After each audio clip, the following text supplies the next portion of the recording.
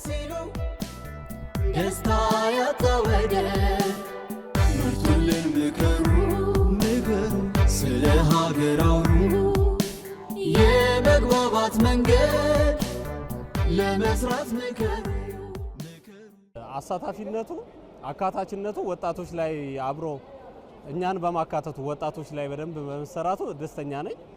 እንደኛ እንደ ፌደራል የሚገባንን ቁጥር አግኝተናል። በደረጃ ደግሞ እስከታች ድረስ ብዙ ወጣቶች ተሳታፊ ሆነዋል ማለት ነው።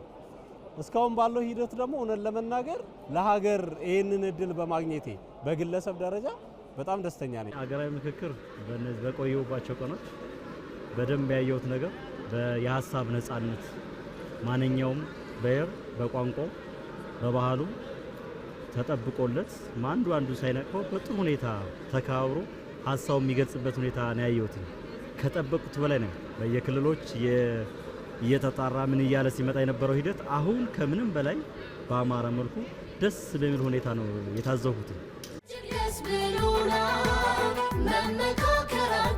ያው እኔ ወጣት ነኝ። ወጣት ወክዬ ነው የመጣሁት። እንደ ወጣት ደግሞ ትልቅ ተስፋ ነው ያለው። ከዚህ በፊት ሀገሪቱ እንደምናውቀው ችግሮችን በውይይት ከመፍታት ይልቅ በጦርና በምናምን ነበር የምትፈታው። እንዳንድ ወጣት ደግሞ አሁን በዚህ ትውልድ ላይ በእኛ ትውልድ ንግግሮችን በውይይትና በምክክር መፍታታችን አንደኛ ልምምድ ይሆናል። አሁን እኛ ካለፉት ትውልዶች የተማርነው ችግሮችን በጠመንጃ መፍታት ነበር። ቀጣይ ትውልድ ደግሞ ከኛ የሚማረው ምንድነው? ችግሮችን በምክክርና በውይይት መፍታት ነው። በዚህ ሂደት ደግሞ የተሻለ ነገር እናገኛለን ማለት ተስፋ ነው የምናደርገው። ከጅምሩ ደግሞ ነገሩን ስናየው ሰፊ ልዩነቶች ነበረ። ዛሬ ላይ ደግሞ አሁን በ10 ምናምንኛ ቀናችን ያ ሰፊ ልዩነት እየጠበበ መጥቷል። በቀሪ ጊዜያት ደግሞ በደንብ ከተወያየን እንደ ሀገር ያስቸግሩን የነበሩ በጣም ብዙ ችግሮች ይፈታሉ የሚል እምነት አለ።